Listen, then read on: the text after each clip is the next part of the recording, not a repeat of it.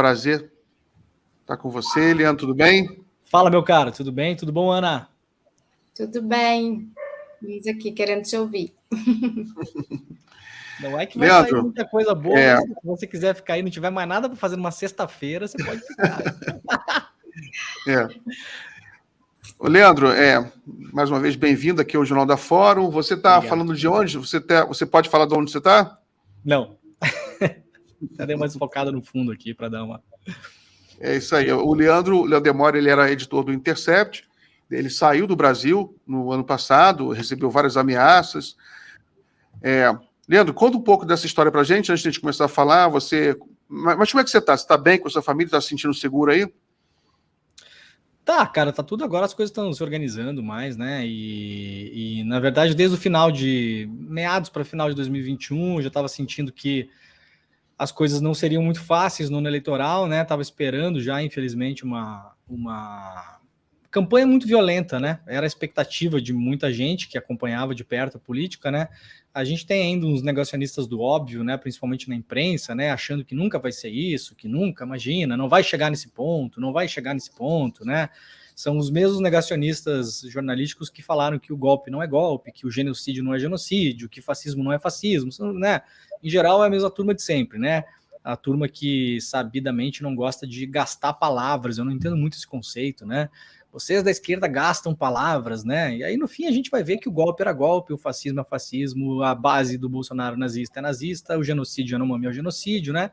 E a campanha que seria violenta foi violenta, né? A gente teve assassinato aí de uma pessoa em Foz do Iguaçu, né? Simplesmente por estar fazendo uma festa de aniversário lá alusiva ao agora presidente Lula. Teve outros episódios de violência. Então, já imaginando que infelizmente seria esse cenário, a gente decidiu sair do Brasil por uns tempos e agora a gente está aí num vai e vem aí para se reorganizar, para voltar para o país definitivamente de novo, né? Muito bom. Até eu queria deixar minha solidariedade para você, que eu acompanhei também esses ataques que você sofreu, né? E foi uma coisa bem, bem triste, né? Foi um momento bem tenso aqui na política brasileira. O bolsonarismo, ele tinha uma característica de atacar a imprensa, né? Era uma coisa bem, bem forte, né? E no seu caso, até eu vi que você foi atacado nem só pelo bolsonarismo, até teve eu lembro de um cirista lá, o Gustavo Castanhão, que atacou você bem pesadamente, né? Foi bem triste aquele episódio, deixa minha solidariedade. Obrigado, cara. Página virada, vamos passar para outra coisa. Como é que você está vendo esse novo governo Lula aí? Como é que você avalia esse primeiro mês? Olha, Miguel, está no começo ainda, né? A gente teve a gente foi um pouquinho atrapalhado por uma tentativa de golpe de Estado também, né? Então, ainda é difícil de avaliar, né? Mas, ao mesmo tempo, na prática, a gente pode falar que o governo Lula começou quando o Bolsonaro abandonou o barco, né? No ano passado, né? O governo de transição, na prática, já era um governo Lula, né? A PEC que foi necessária para fazer a transição de governo, para manter os programas sociais em dia e tal, né? Isso aí tudo já era governo Lula, né? A gente não tinha mais governo, não tinha mais ministro da Economia. O Paulo Guedes, ninguém mais ouviu falar do cara. O cara simplesmente desapareceu. Né? O Bolsonaro perdeu a eleição, o Paulo Guedes pediu férias antecipadas e sumiu. Né? Você não ouve mais falar do Paulo Guedes, né? O grande oráculo do mercado financeiro, né? Desapareceu o Paulo Guedes. Então, o governo já começou lá atrás. E aí é um governo de emergência, né? A gente está vendo agora, assim, o governo não foi testado ainda na sua força política no Congresso, é uma questão que eu ainda tenho dúvida como vai ser, porque a gente tem um Congresso aí majoritariamente conservador barra reacionário, né? Um Congresso que foi eleito esse ano, não é um Congresso bolsonarista, né? Eu não faço essa avaliação, acho que essa avaliação no pós-eleição do ano passado, de que o Brasil elegeu um congresso bolsonarista, eu acho que é uma avaliação equivocada. Na verdade, o Brasil elegeu um congresso de direita para a extrema-direita, um congresso altamente fisiológico. Então, isso tem uma coisa ruim, que o governo não tem uma maioria natural ali, né? Vai ter que lutar pauta a pauta, vai ser uma guerra de trincheira mesmo, né? A gente não sabe o que vai ser mais difícil, o que vai ser mais fácil. Mas, ao mesmo tempo, tem a parte boa, que é a parte da negociação política, que são, pelo menos, partidos que são perenes à conversa política, né? A gente está falando aí de PSD do Kassab, do próprio Republicanos, lá do pastor Marcos Pereira, que agora é o vice-presidente da Câmara, inclusive, né, partido ligado à Igreja Universal, o União Brasil, enfim, a gente tem uma série de partidos aí desse grande centrão aí, que mesmo entre eles não são partidos hegemônicos, né, o PSD do Kassab, né, PSD de dado, né, é um exemplo disso, né, não é um partido de hegemonia, é um partido de direita, assim, no geral, né, mas não é um partido, as pessoas não são todas iguais ali dentro, né. No próprio União Brasil é uma junção do PFL com o PSL, né, então também não é todo mundo igual ali dentro, muito pelo contrário, né. Então a minha dúvida agora é como esse governo Lula vai ser testado na negociação com o Congresso, porque se não tiver negociação com o Congresso, cara, nada anda, né? O sistema brasileiro depende dessa negociação, né, e dessa base política de convencimento lá dentro da Câmara e do Senado. Então, vamos ver, por enquanto é um governo de emergência, né, um governo que resolveu a emergência do 8 de janeiro, é um governo que caiu em cima da emergência em Yanomami, né, é um governo que começou apagando incêndio, um avião em queda livre, né, e conseguiu fazer com que o avião parasse de cair, né, parasse de pegar fogo. Agora, para além da gente ter que ir atrás das pessoas que tacaram fogo no avião, que a gente não pode esquecer disso, ainda tem que fazer esse avião atingir velocidade de cruzeiro, né, retomar a altitude. Então, tá muito no começo ainda, por enquanto, um governo bombeiro, né? Não tem muito mais para avaliar fora isso.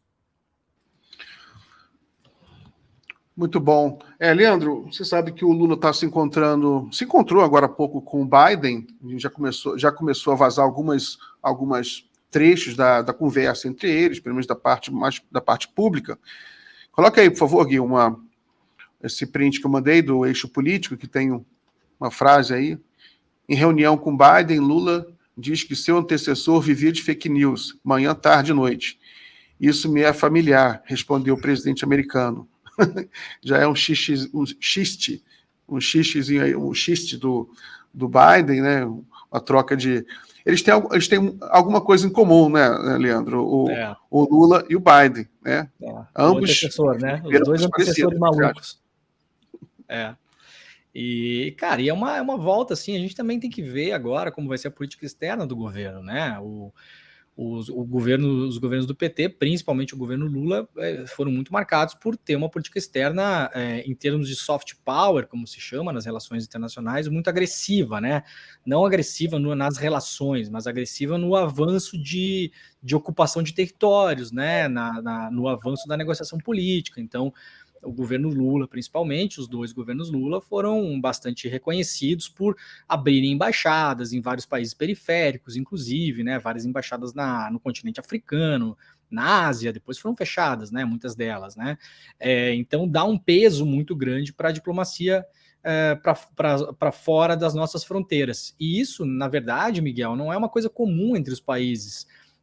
O Itamaraty dos outros países ter a força que o Itamaraty teve nos anos do PT aqui no Brasil. A gente às vezes acha, né, que é comum assim a França ou a Alemanha terem um Itamaraty fortalecido dessa maneira como foi no Brasil nos governos petistas. Na verdade, não é. É claro que esses países fazem política externa, né? Mas eles fazem política externa de várias maneiras diferentes, com soft e com hard power também, né? Através da guerra, através da indústria bélica, através da indústria química, através da colonização industrial, das patentes, do lawfare, da batalha judicial, né, essa grande esquema anticorrupção, entre aspas, né, isso é uma exportação americana para o mundo todo para fazer evasão, para fazer repatriação ou patriação de divisas de países periféricos como o Brasil para os Estados Unidos, que foi o que aconteceu com a Petrobras. Então, esses países, claro que fazem diplomacia, mas assim, o tamanho da importância do Itamaraty, do Ministério das Relações Exteriores, no Brasil, ele sempre foi super avantajado se você comparar com a maior parte dos países do mundo. E nos últimos anos a gente viu que a gente regrediu nisso, né? O governo Bolsonaro não gostava, quiçá, de fazer política interna, né? Imagina fazer política externa. Então a gente viu que a política externa ela foi deixada em segundo plano, a gente viu carreiristas e pessoas absurdamente despreparadas, e inclusive no ponto de teóricos da conspiração, né, como era o Ernesto Araújo, e pessoas assim de um nível diplomático baixíssimo, né?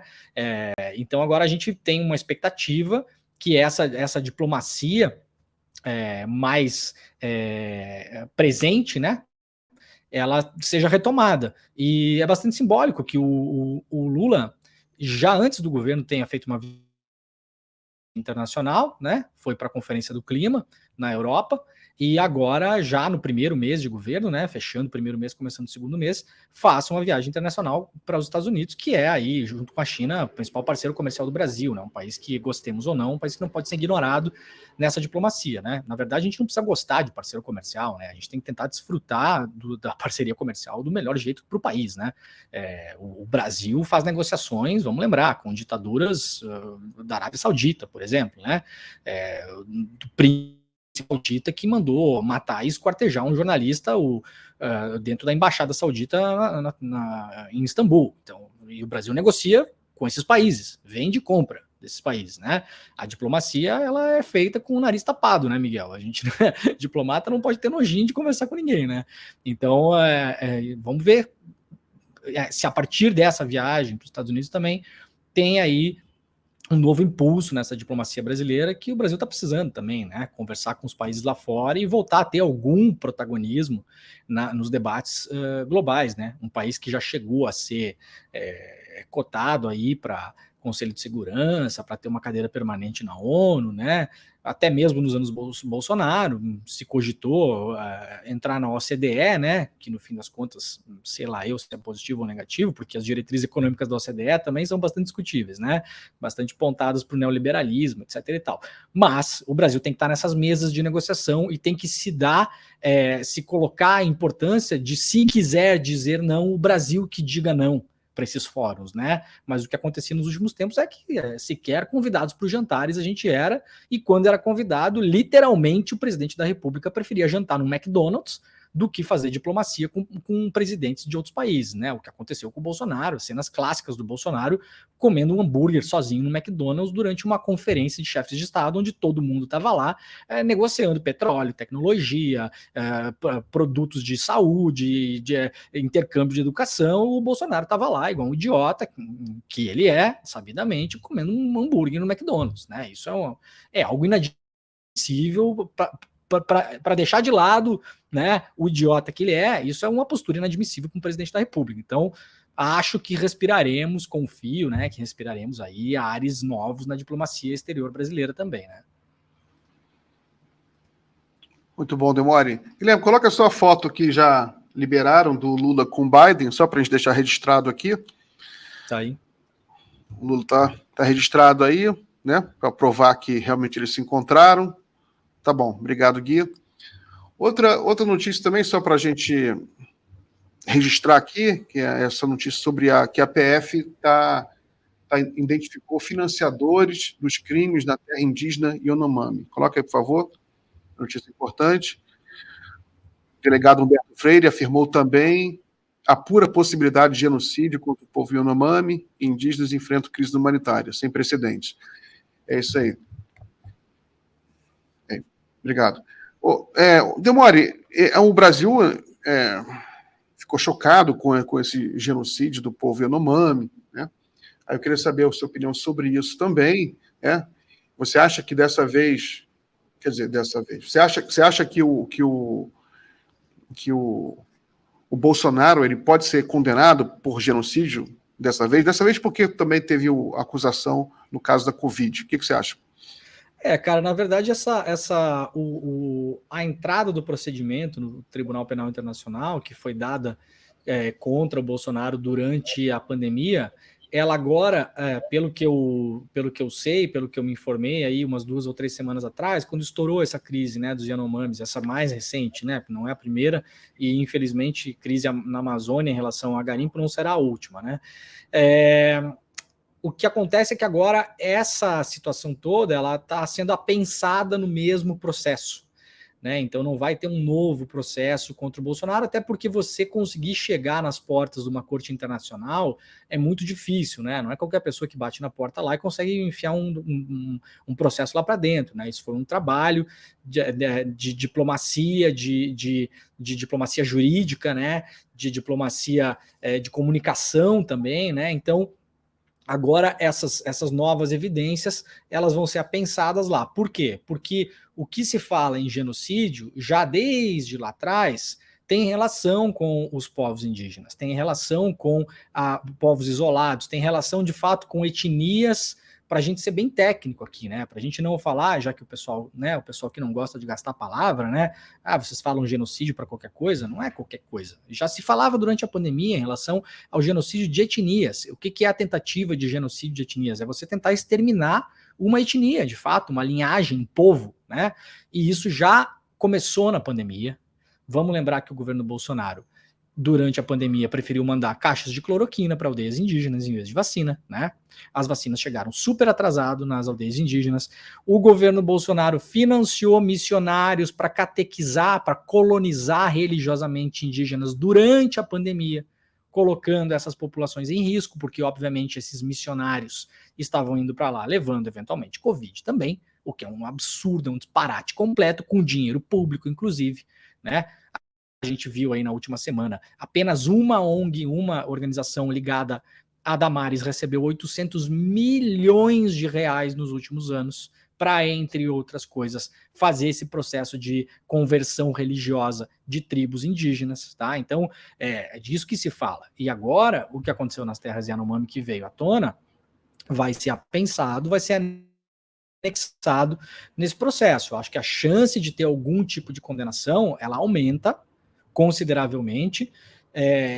Como jornalista, fazendo uma análise aqui puramente do impacto da notícia, fazia muito tempo que notícias sobre a emergência climática no Brasil não tinham tanto impacto lá fora, né?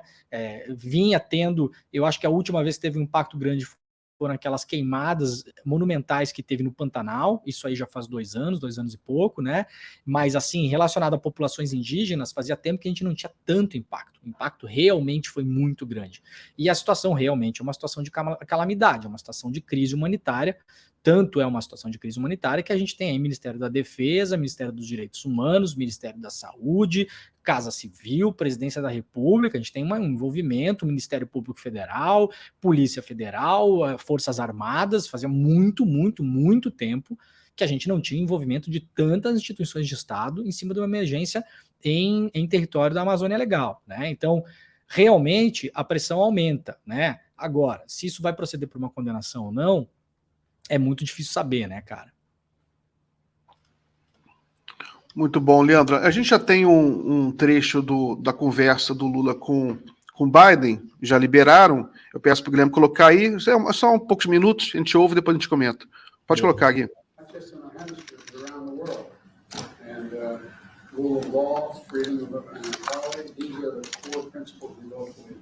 Não só no nosso hemisfério, mas no mundo. E valores como os direitos humanos, o Estado de Direito, são os valores que nós prezamos. Estamos com imagens ao vivo, direto da Casa Branca, em Washington, nos Estados Unidos.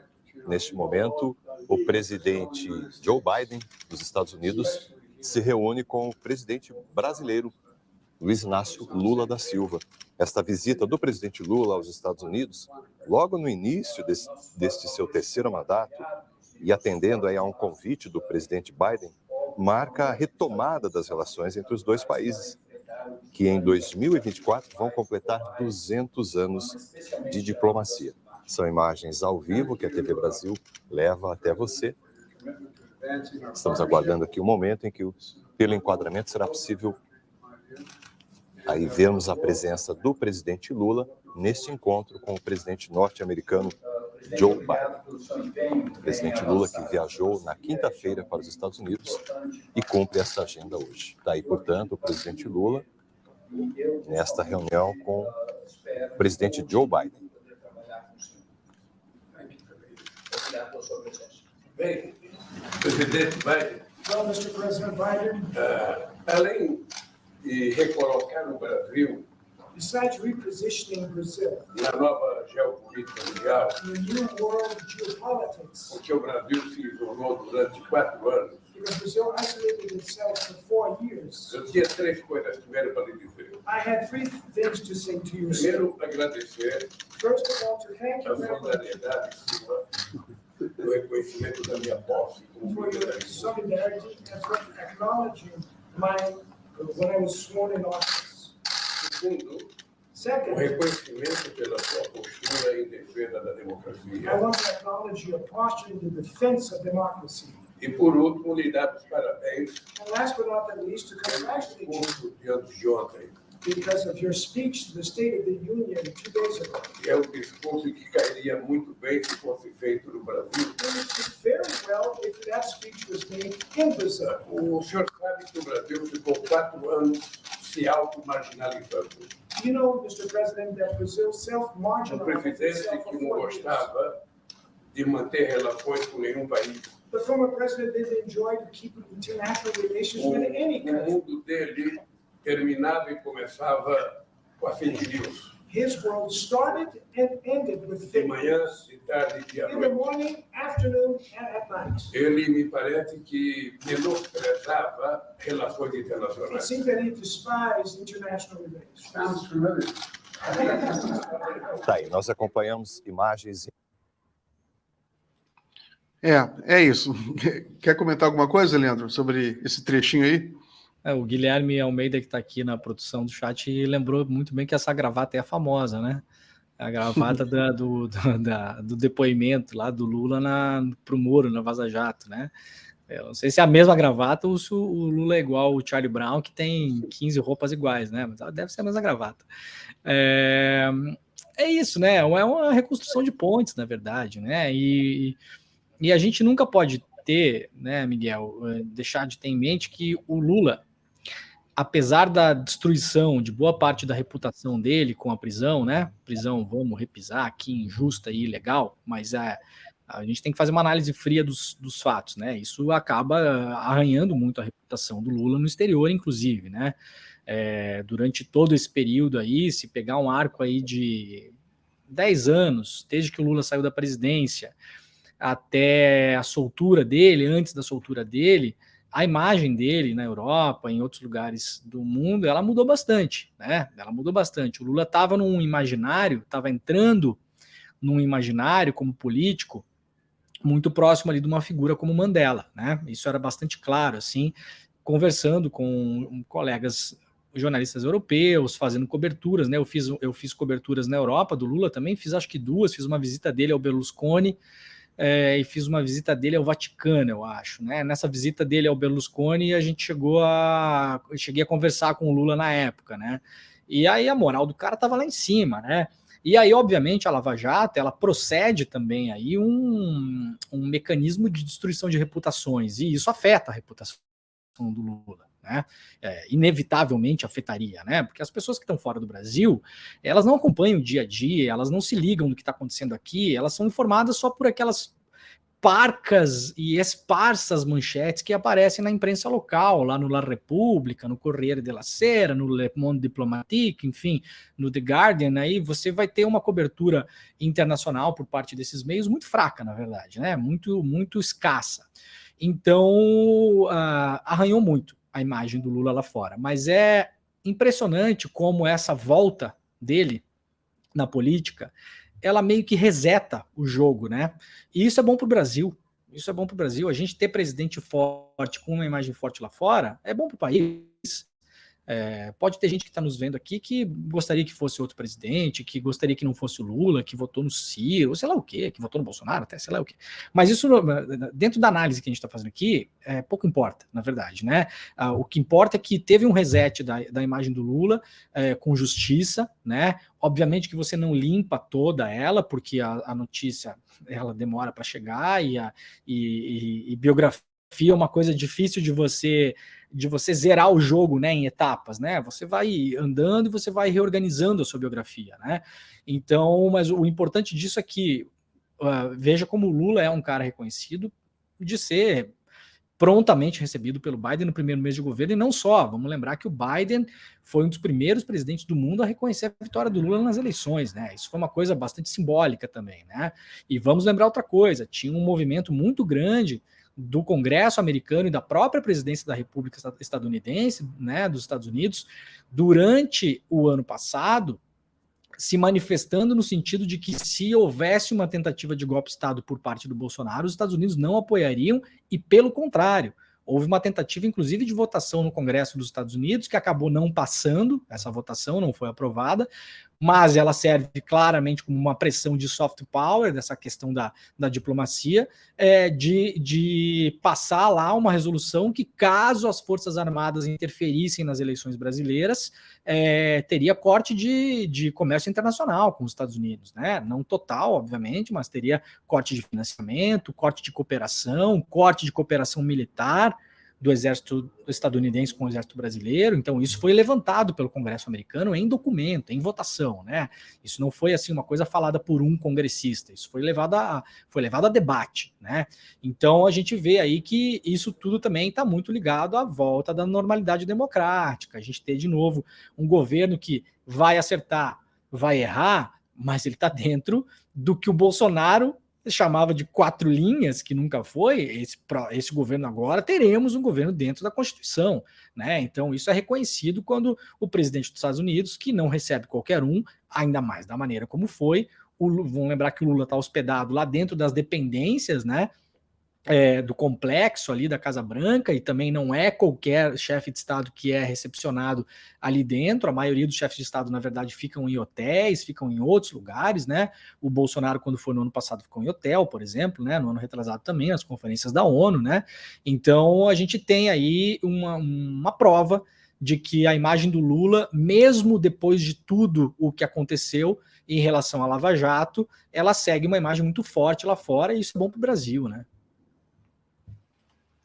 Liberaram mais foto aqui, agora eles apertando a mão, fotinho clássica do Lula com Biden. O Lula tem uma característica, né, Demore, que é um carisma pessoal muito, muito forte, né? Isso. Tanto que ele mesmo se gabava de ter um bom relacionamento, mesmo com o George Bush, filho, né? Ele falou que tinha um bom relacionamento também, e ele tem essa linguagem corporal muito, muito forte, essa linguagem afetiva, né? Vamos ver, né? Se agora se ele consegue, pelo menos, trazer paz, ajudar o mundo a evitar uma terceira guerra mundial aí com esse lance da Ucrânia. O outro assunto que havia que foi prometido que seria discutido, ainda não foi liberado exatamente o teor da conversa, também talvez tenha alguma parte que não vai ser liberado, que é a questão das fake news, né? Da luta pela democracia. Até isso eu queria uma opinião sua, né? Porque aqui no Brasil é um debate muito quente, um debate que está muito na ordem do dia, porque a Justiça, né, o ministro Alexandre de Moraes, o STF, o TSE, têm sido muito duros no combate a fake news. Vários políticos tiveram suas contas canceladas. Há todo um debate, até o nosso amigo Glenn Greenwald, né, eu ia falar ex-Intercept, né, participou de um debate recentemente na Folha com o Celso Rocha de Barros para discutir essa questão, que o Glenn tem uma posição mais crítica ao Alexandre de Moraes. Eu queria saber qual a sua opinião sobre esse debate de liberdade de expressão, como você vê o papel do STF, do TSE, do Alexandre de Moraes, como você vê essa crítica do bolsonarismo, né, de alguns elementos da direita, que o Brasil vive uma ditadura judicial, que não tem liberdade de expressão. Como você vê esse debate? Olha, Miguel, por uma questão puramente de informação e informar as pessoas que estão nos assistindo, eu vou dizer uma coisa aqui do meu currículo pessoal, mas não tem absolutamente nada a ver com vaidade pessoal, tá? É só para a gente colocar as coisas dentro do eixo. Eu sou professor convidado da Universidade de Oslo, na Noruega, e de um curso de pós-graduação de doutorado lá, de PhD, em mídia, guerra e conflito.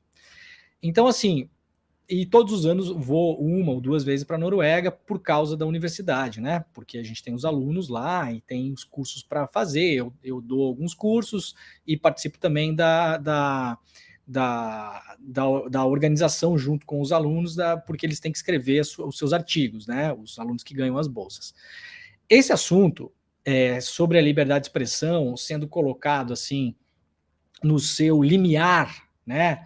Quando a gente quer debater alguma coisa, algum direito, é muito interessante a gente, como acadêmico, né? Um debate acadêmico, colocar isso no seu extremo, né? Então, todo mundo tem direito a alimentação, né? Ou, por outro lado, se a gente fosse aqui uns neoliberais, a gente já estava debatendo, todo mundo tem direito à propriedade privada, é um direito sagrado, não sei o quê. Aí tudo bem, mas aí a gente tem que levar isso ao extremo. Bom, então uma pessoa pode comprar todas as propriedades de uma cidade e fechar os apartamentos e deixar as pessoas morando na rua. Não, aí não. Bom, então temos um certo limite. Então não é um direito absoluto. Então esses debates, eles são ótimos. Esse debate da liberdade de expressão, ele é ótimo na Noruega. No Brasil, meu caro Miguel, 1 mês e 2 dias atrás, nós quase sofremos uma mudança de regime. Nós quase tivemos um golpe de Estado. Então esse debate está fora de hora. Não faz sentido. O que o ministro Alexandre de Moraes fez, e aqui deixar bem claro para as pessoas também que estão nos vendo e nos ouvindo, não é o ministro Alexandre de Moraes. O ministro Alexandre de Moraes, 90% das coisas, gente, que vocês leem na imprensa, dizendo Alexandre de Moraes manda, Alexandre de Moraes ordena, não é Alexandre de Moraes, é a pedido da Polícia Federal, é pedido do Ministério Público Federal, é a pedido da PGR. O Alexandre de Moraes, ele não levanta todo dia, toda manhã, e enquanto está escovando os dentes, ele decide que vai bloquear a rede social do monarca. Não é assim que o ordenamento jurídico funciona. O Alexandre de Moraes, em quase todas as decisões que ele tomou, que foram controversas nos últimos 2 anos, ele foi provocado por algum órgão de Estado, pela Polícia Federal, pelo próprio Supremo, pela PGR, pelo Ministério Público Federal. Então não é um homem sozinho fazendo as coisas. A gente tem uma cadeia de custódia da informação jurídica que ela começa num lugar e termina no outro, né? E então, assim, e a atuação desses órgãos que provocaram, principalmente o Alexandre de Moraes, mas não só ele, né? Nos últimos 2 anos, e colocando como marco temporal o 7 de setembro do ano retrasado, não do ano passado, do ano retrasado, que para além de tudo a gente teve também ali próximo ao 7 de setembro aquele desfile patético de tanques em Brasília, para as Forças Armadas entregarem uma carta para o Bolsonaro, vocês vão lembrar disso, né? Aqueles tanques fumacentos batendo biela. Se não tivesse a reação institucional, talvez a gente não estaria fazendo esse programa aqui, gente. Eu acho que é uma de absoluta, e aqui estou falando não só do Glenn, mas todo mundo que quer colocar esse debate como se nós estivéssemos numa pós-graduação em Media, War and Conflict, em Oslo, na Noruega. Nós não estamos. Nós estamos no Brasil, que 1 mês atrás quase teve uma mudança de regime, e não teve porque foi segurado na unha ali, não deu certo o negócio, que era para ter dado. A gente tem aí parlamentar confessando que ia tentar grampear o ministro do Supremo. Então, esse debate está fora de hora. Ele está fora de tempo, não está no tempo de ter esse debate. Eu sou um defensor da liberdade de expressão, é evidente, todos somos, é evidente que somos defensores da liberdade de expressão, mas não há direito absoluto, todos os direitos vão ter os seus limites, né? E você está na frente de um quartel do exército pedindo golpe de Estado, não é liberdade de expressão, você está cometendo um crime, no mínimo 3 crimes previstos em Código Penal, incitar as Forças Armadas contra instituições do Estado, isso é um crime. Tentar depor de modo violento, né, mediante violência ou grave ameaça o Estado Democrático de Direito, isso é outro crime. Impedir a posse de um governo legitimamente eleito, isso é um outro crime. Estou falando aqui de 3 crimes que estão no Código Penal há décadas. Alguns deles foram reformados em 2021 pelo Bolsonaro, inclusive, pelo governo Bolsonaro. Foram reformados ontem. Não é uma coisa lá dos anos 40, né, que o nosso Código Penal é um Código Penal antigo, um Código Penal dos anos 40, né, se não me falha a memória. Eu estou falando de leis aqui, que algumas delas foram reformadas em 2021, que entraram no lugar da Lei de Segurança Nacional, que foi derrubada, que tinha que ser derrubada de fato. Então a gente não está falando aqui da direito de expressão da vovozinha que varre calçada, que ela fica olhando para a nuvem e pensando, que bom se fosse uma ditadura militar, né, minha netinha, enquanto a netinha dela mastiga uma bolacha. Não é disso que a gente está falando, gente. Está falando de comunicadores, de pessoas que usam concessões públicas. A gente viu hoje uma rádio lá de Cascavel, do Paraná, que está sendo investigado porque durante a invasão dos golpistas no 8 de janeiro, durante os atos, enquanto as pessoas estavam invadindo os prédios, a rádio estava fazendo uma transmissão ao vivo na concessão pública de rádio, incitando os golpistas a reagir contra a polícia. Isso não pode. Não tem absolutamente nada a ver com censura. Ninguém foi lá na rádio e falou que eles não poderiam ter falado aquilo. Tanto é que falaram. Não tem. Onde está a censura? Não existe censura. Eles falaram o que eles quiseram. Agora eles serão provavelmente punidos por terem incitado uma massa de desordeiros golpistas a invadir edifícios públicos em Brasília pedindo golpe de Estado e intervenção militar. Esse debate, Miguel, ele é completamente fora de hora, completamente fora de propósito. A gente não vive um momento de normalidade democrática, tá? Isso é igual discutir livre mercado, né? Se a gente fosse um bando de liberal aqui durante a guerra, né? Não, mas eu acho que quem compra 3 latas de tomate tem o direito, porque é livre mercado. Não, cara, a gente tá em guerra, caralho. Fica com uma lata para você e as outras 2 a gente vai confiscar para dar para quem tá morrendo de fome. Estamos em guerra, a gente está em guerra, a gente não está discutindo aqui o sexo dos anjos. Então, eu acho que essa discussão de liberdade de expressão, importante, relevante, fundamental nas democracias, nesse momento histórico do Brasil, é debater sexo dos anjos. É diversionismo. É diversionismo. É olhar para um outro lado que sinceramente, para mim, não é hora da gente ter esse debate super elevado, estressando o argumento, o Brasil tem que ser essa democracia onde é permitido, inclusive, você defender a fundação do partido nazista. Não tá nessa hora, cara, né? Na verdade, chegou nessa hora horrível que a gente chegou no 8 de janeiro, porque muito tempo, muitas pessoas no Brasil, jornalistas ou não, ficaram gastando tempo com esse lero-lero de monarca, de flow, de não sei o quê, né? Essa gente desinteressante, chata, desimportante, inculta, incapaz de conduzir qualquer coisa que tenha a ver com o momento democrático que a gente está vivendo. A gente vive uma emergência democrática, meu caro. E numa emergência democrática você tem que cuidar dos Yanomami. Você tem que cuidar de golpe de Estado. Você tem que cuidar, inclusive, de tirar os garimpeiros da Amazônia, que os caras estão lá, tem 20 mil pessoas caminhando no meio do mato lá, você tem que pensar como é que você vai tirar. O Silvio Almeida não está lá preocupado se nós vamos ter o debate elevadíssimo que teríamos em Oslo, na Noruega, sobre a liberdade de expressão. O Silvio Almeida está preocupado com o que ele vai fazer com 20 mil garimpeiros que estão caminhando no meio da mata, lá na terra Yanomami, porque essas pessoas precisam sair de lá, né? Então, acho que estamos em outros tempos, acho que temos coisas mais importantes, né? Do que pentear o bigode, a gente tem coisa mais importante para fazer, né? Muito bom, Leandro. Leandro, então, aproveitando que você mencionou isso, que a gente tem coisas mais importantes para fazer, por exemplo, vamos voltar um pouquinho à questão da Amazônia, eu sei que é um assunto que te interessa muito. No momento, a gente está testemunhando uma fuga em massa dos garimpeiros ilegais, e tem uma provocação que eu vou fazer, né, que é Tem alguns setores da sociedade, o Bolsonaro é um desses setores, né? Que defende os garimpeiros. O Bolsonaro foi lá em Roraima, foi lá, conversou com os garimpeiros ilegais e tudo. Recentemente, o Bolsonaro também fez uma postagem com um vídeo do Aldo Rebelo defendendo os garimpeiros ilegais, né? Quer dizer, para ser justo, não foi exatamente isso que o Aldo falou, mas o Aldo defende que se regulamente, que sejam montadas cooperativas de garimpo. Eu queria saber a sua opinião sobre essa opinião do Aldo Rebelo, que foi candidato ao Senado pelo PDT em 2022, ano passado, e toda hora aparece na grande mídia, então não é uma coisa que eu estou também tirando aqui uma personagem que ninguém menciona, ele aparece em grandes canais. Qual é a sua opinião sobre essa posição do Aldo Rebelo e sobre o garimpo ilegal na Amazônia? Como você acha que a gente tem que lidar com essa questão? Cara, eu acho que o Aldo Rebelo se aproximou tanto dos militares nos últimos anos que acabou virando um deles, né? Um negócio impressionante, né? Essa visão do Aldo é uma visão militarista da Amazônia, né?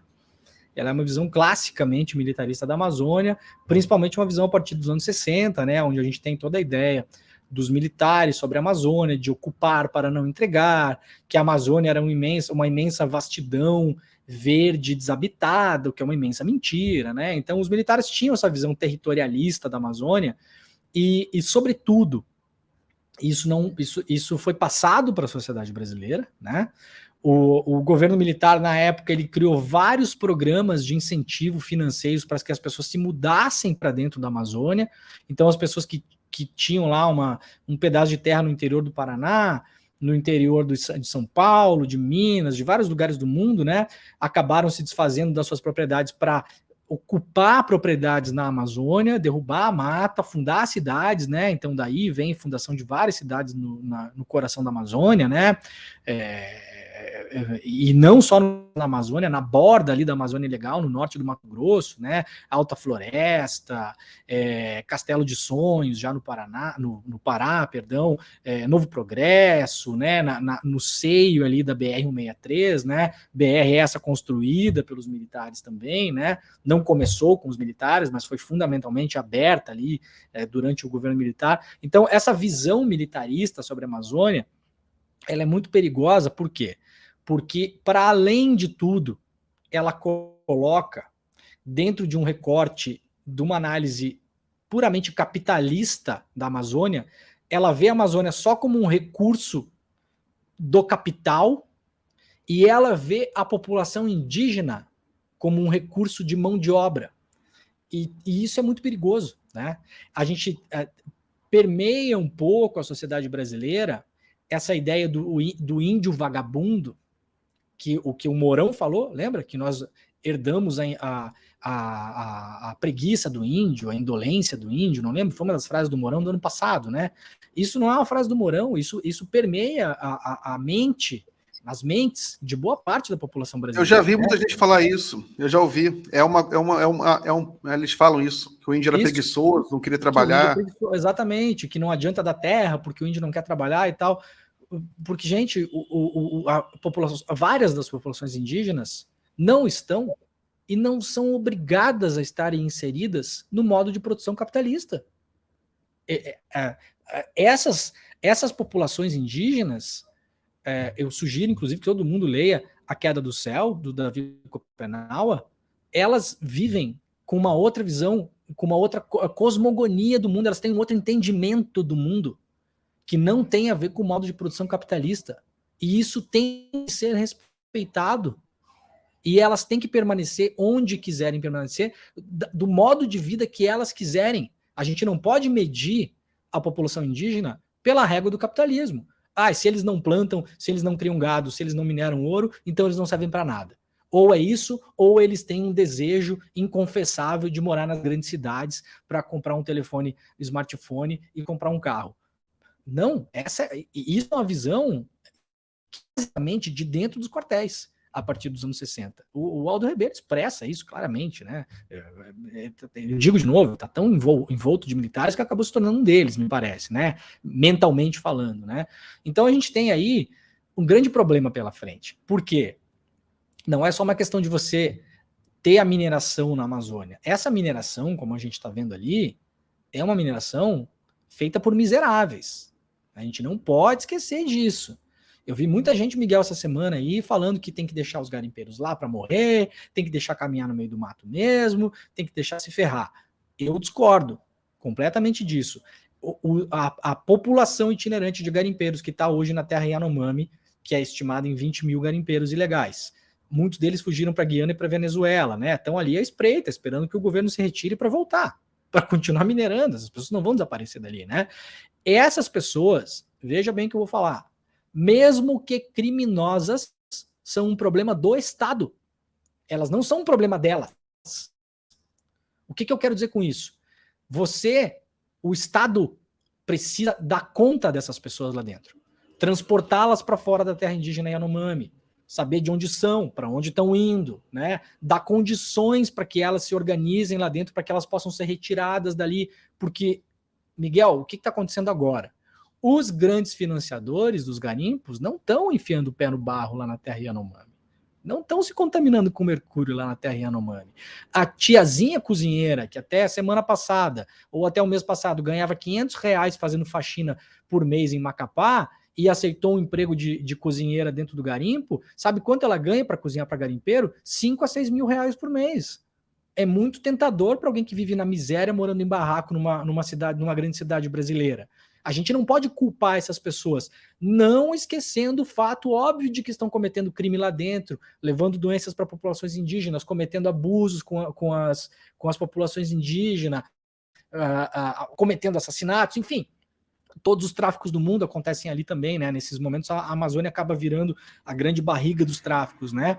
De animais silvestres a peixe, pesca industrial ilegal, tudo bem.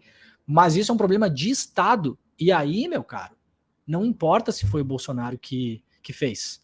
Não importa se foi o Bolsonaro que no ano passado assinou um decreto presidencial em fevereiro do ano passado para organizar e liberar o que eles chamam de mineração artesanal, que em seu parágrafo 11º fala que a área prioritária de atuação da mineração artesanal é a Amazônia Legal. Isso está no decreto assinado pelo Bolsonaro. Quem assinou isso? O presidente da República. Aí agora não importa pra gente como sociedade se foi o Bolsonaro. Isso não é um problema do Bolsonaro. Seria muito fácil a gente falar isso é um problema do Bolsonaro, agora é ele que cuide disso. Ele não vai cuidar disso, gente. Ele tá lá em Orlando. Ele sumiu, ele fugiu. Quem fomentou essas ilegalidades todas nos últimos anos foi o Estado brasileiro. E agora é o Estado brasileiro que vai ter que dar conta disso. A gente não pode fugir disso. Então, uma situação complexa, uma emergência humanitária, não é diferente de uma situação de guerra, onde você tem ali claramente situações muito parecidas com refugiados de guerra, com os perpetradores das maldades que estão acontecendo lá dentro, e você vai ter que entrar ali, gente, com o Ministério da Saúde, com o Ministério dos Direitos Humanos, você vai ter que dar direitos humanos, inclusive para os criminosos. Afinal de contas, nós não somos os malucos fascistas da extrema-direita, né, que achamos que bandido bom é bandido morto. E se não achamos isso, o Estado brasileiro tem que ter a custódia desses garimpeiros ilegais, inclusive lá dentro, né, e dar destinação para eles, seja indiciamento, seja as condenas depois, seja prisão. Os que forem para a prisão terão que ser cuidados pelo Estado brasileiro, não podem sofrer tortura, não podem passar fome, tem que ter direito à educação, tem que ter direito eventualmente a um trabalho, a se redimir do que fizeram, a ser reintegrados na sociedade. Não é disso tudo que a gente sempre fala, Miguel? Então, nesse caso, cara, não adianta a gente também partir para loucura e deixa aí, eles que se virem, eles que caminhem, eles que andem pelo meio do mato. Gente, pessoas vão morrer, né? E o Estado não pode dar como única alternativa a um cidadão brasileiro, mesmo que cometendo um crime, uma ilegalidade, a única saída dele pode ser a morte. Não pode, o Estado não pode se dar o direito disso, um Estado não pode fazer isso. Nós temos que ser humanitários, inclusive com essas pessoas.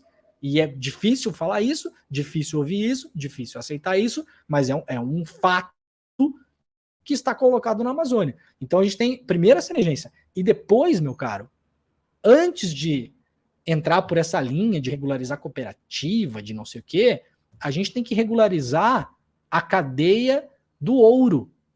Se você entrar na Amazônia hoje e conseguir extrair 300 gramas de ouro de qualquer lugar dentro da Amazônia, de modo ilegal, você vai até Manaus, ou até Macapá, ou até Itaituba, ou até Novo Progresso, ou até Castelo de Sonhos, ou qualquer uma dessas cidades, você vende esse ouro ilegal para uma empresa local, e essa empresa local esquenta o ouro para você com uma autodeclaração, dizendo que aquele ouro partiu de um garimpo legal.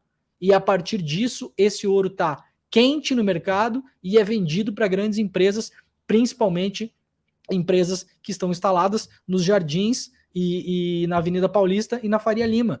Então, se você não fizer também um trabalho de burocracia do Estado em cima dessa custódia do ouro, hoje em dia é muito fácil você esquentar ouro, muito fácil você mentir de onde veio, é uma autodeclaração, Miguel. Não tem inspeção no ouro, e é possível você fazer a inspeção. Quem acompanha o delegado Saraiva, né, o delegado da Polícia Federal, que inclusive aqui na Fórum eventualmente está dando entrevista, sabe que o Brasil já tem máquinas, inclusive capazes de identificar a procedência do ouro, porque o ouro da terra Yanomami não tem o mesmo DNA, vamos chamar assim, do ouro extraído em outras regiões do mundo. Então, esse maquinário, com amostras do ouro de regiões, ele é capaz de identificar: esse ouro aqui foi extraído em Gana, esse ouro aqui foi extraído na terra Yanomami, esse ouro aqui foi extraído na Floresta Nacional do Xamanchim, sei lá onde, ele tem capacidade de fazer isso. Nós não estamos fazendo isso. Então, a gente tem duas coisas importantes aí, para encerrar esse raciocínio. Primeiro, a emergência humanitária. E o Estado brasileiro tem que dar conta dos garimpeiros que lá estão. E a conta que nós daremos não é fazer o que o Bolsonaro faria, que eventualmente é sobrevoar a área de helicóptero e metralhar a área para baixo.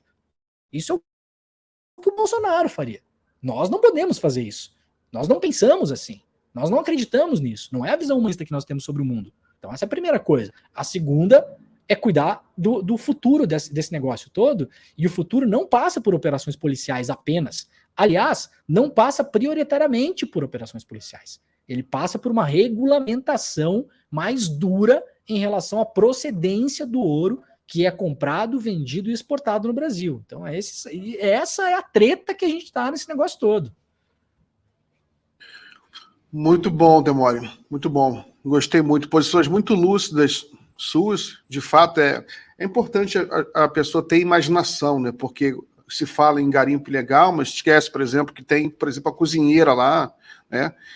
E, por exemplo, evidentemente, você não pode considerar essa cozinheira com a mesma legislação, né? Que você vai considerar, por exemplo, um chefe de garimpo, um empresário, aquele que está financiando aquilo tudo. Tem muito trabalho análogo à escravidão também ali. É evidente que é um ambiente muito autoritário, que é difícil imaginar, por exemplo, alguém reclamando do salário, reclamando da comida num ambiente desse isolado, né, que você realmente não tem nenhuma proteção trabalhista. Muito boa só.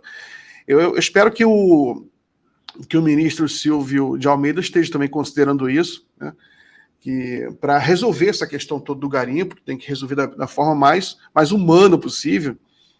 E quanto ao garimpo propriamente dito, o Alexandre Saraiva ele veio aqui e falou sobre essa questão das propriedades químicas do ouro, que é fácil, é possível identificar. Ele mencionou também esse fato de você ter muita denúncia de corrupção nas áreas, entre os cartórios, né? Os órgãos responsáveis por dar licença para esses compradores de ouro. Então é preciso combater isso. E quanto à questão física da exploração do minério, para mim tem que ser totalmente controlado, né? Porque minério não é plantação de mandioca, é uma coisa muito grave, envolve o uso de produtos químicos, né? E hoje também o Aldo Rebelo, só para falar um pouco dele, que eu acho que ele tem uma visão ultrapassada também, que ele é uma época em que havia uma paranoia sobre perda de soberania, né? Mas hoje em dia, com drone, com satélite, não existe mais esse medo. E a própria exploração de minério, se for feita algum tipo de exploração de minério na Amazônia, você pode fazer uma coisa totalmente tecnológica, com mínimo de agressão à natureza. Não pode ser, evidentemente, um cooperativo de garimpeiros, né? Tem que ser uma coisa tecnológica, com uso de drones, né? Com um licenciamento total, né? Uma coisa assim, porque eventualmente você vai explorar um lítio, uma coisa assim que seja necessário, mas, enfim.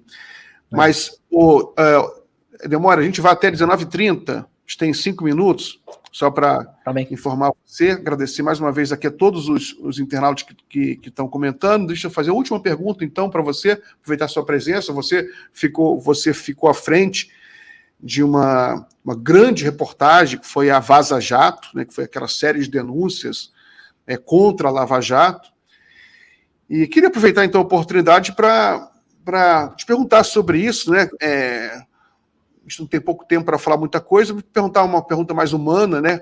Quais foram os momentos assim mais dramáticos que você vivenciou ali, que você experimentou, e qual a lição que você tirou daquela experiência? Miguel, isso aí mudou a minha vida de cabeça para baixo, né? Para o bem e para o mal. Assim, a tendência, claro, é que essas coisas fiquem numa esfera mais privada, né? Porque mexe muito com família e tal. Mas é aquela coisa, em 9 de junho de 2019, um domingo à noite, eu estava indo dormir, estava super doente, estava pego HN1, descobri depois, né, H1N1, que foi o dia que a gente publicou as reportagens, e no outro dia eu acordei, estava em todos os jornais, eu peguei um Uber, estava tocando na rádio a notícia, eu peguei um voo no dia seguinte, estava nas 2 televisões da lancheria, da lanchonete lá no aeroporto de Congonhas, peguei o táxi para ir negociar as reportagens, a entrada da Folha, né, no consórcio que acabou investigando, estava tocando na rádio, no táxi, então assim, e eu não estava preparado para aquilo enquanto figura pública, né? Nunca, assim, eu tenho uma carreira aí de lidar muito com texto, né? Eu sou uma pessoa que a vida inteira trabalhou muito mais com texto do que com imagem, né? Nunca fui um jornalista de televisão, as pessoas não conheciam minha imagem, assim, não me expunha, né? E então aquilo ali teve uma mudança muito grande. Então demorei muito tempo para aprender as coisas, né?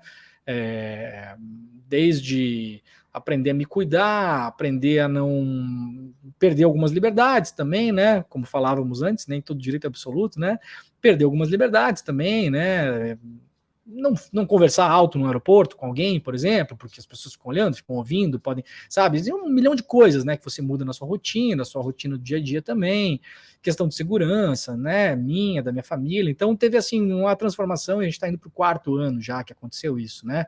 Estou falando de 2019 e agora a gente está indo já para 4 anos que a gente publicou as primeiras reportagens e isso teve reflexo aí durante muitos anos da minha vida, né? Aquela coisa que não aparece muito, né? Também, coisas mais de foro íntimo, assim. Mas, ao mesmo tempo, muito feliz porque a gente conseguiu fazer um trabalho jornalístico que eu, assim, com distanciamento, agora, né? Depois de todo esse tempo, a gente poderia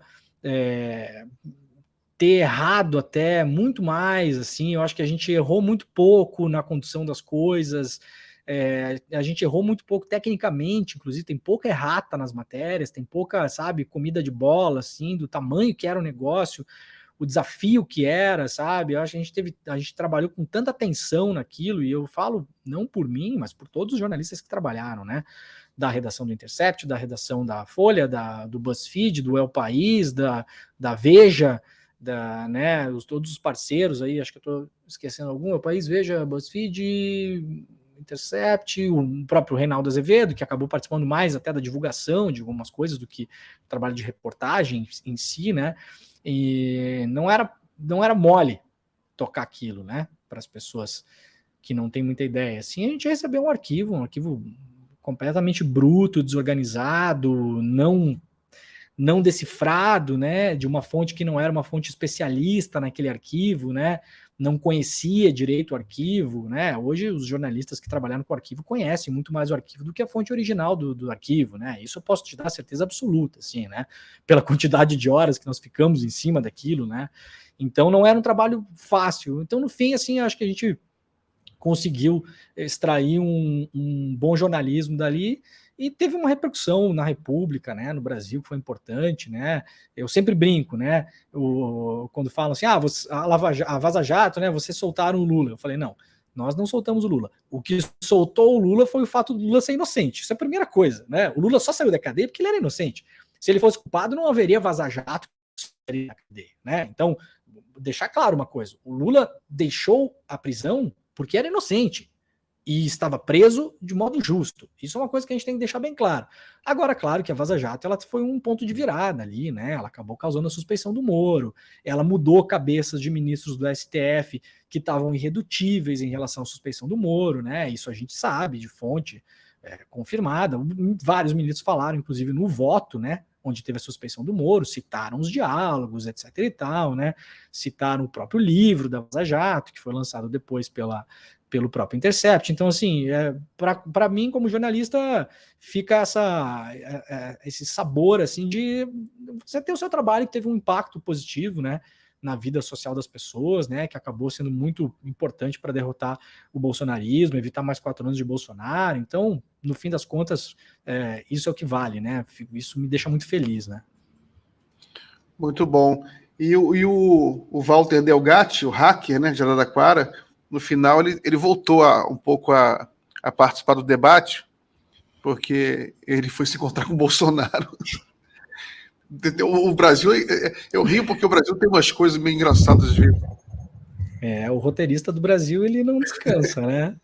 Eu sempre falo, só pegando o minuto final que a gente tem aqui, Miguel, para as pessoas que nunca ouviram falar sobre isso, é importante eu falar, né? A fonte que procurou o Intercept na época era uma fonte anônima, né?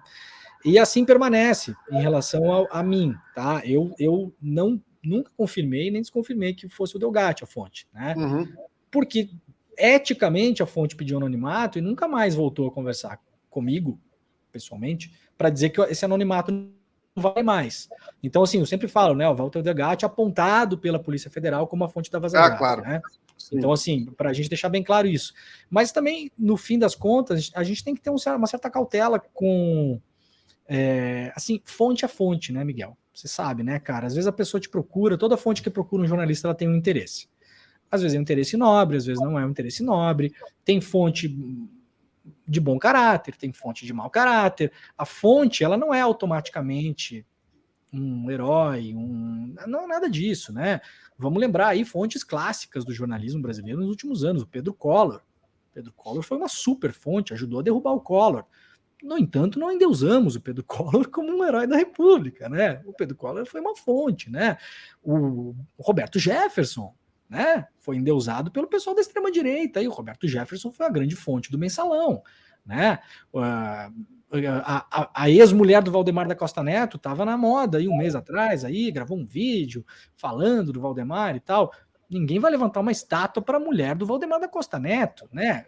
Fonte, ela é fonte, ela não é amigo, não é brother, não é parça, não é alguém para ser ajudado financeiramente. Eu sempre olhei com muito medo até o tratamento, né, que acabou sendo dado aí para essa figura do Walter Delgatti. E aqui, Miguel, não estou analisando o caráter dele, não é nada disso, assim, eu acho que só estou tentando colocar os personagens nos seus lugares dessas histórias, sabe? Acho que um jornalista é um jornalista, uma fonte é uma fonte.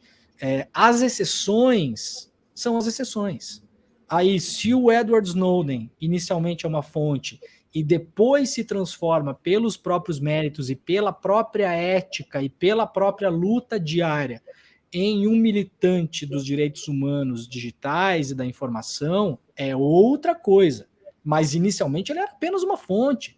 E depois poderia ter seguido uma outra história, poderia ter se revelado um cretino, um mau caráter, o que não aconteceu. O Edward Snowden se revelou um ativista dos direitos humanos, né? Mas ele teve que fazer um trabalho para isso. Ele não está na posição que ele está hoje em dia simplesmente porque ele foi a fonte do caso Snowden.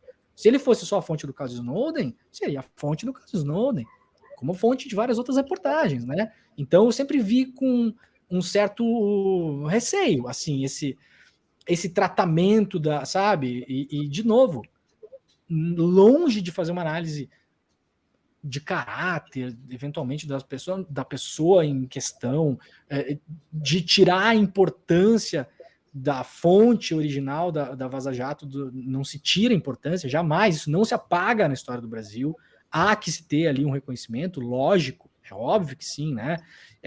Mas é aquilo, o jornalismo vive de fontes, toda reportagem tem uma fonte, a gente não vai ficar endeusando todas as fontes que nos dão reportagens importantes e que mudam a história do país, como acontece todo dia no Brasil, a todo momento a gente tem reportagens importantes, né, que acabam mudando a história, mudam o curso da história, de fato, reportagens relevantes, etc. e tal, isso sempre vem de uma fonte, sempre vai vir de uma fonte.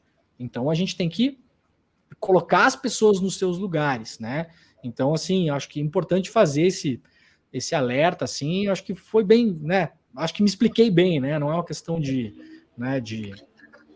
Sim, julgamento claro. de caráter, né? Assim. Claro. Leandro, agradeço muito a sua participação, muito boa a conversa, parabéns pelo seu trabalho, boa sorte para você e volte sempre aqui o Jornal, sempre que você quiser voltar, a casa está aberta para você. Grande abraço. Valeu, meu caro, obrigado pelo convite. Tchau, pessoal, sextou aí, né? Valeu. É isso aí, sextou, galera.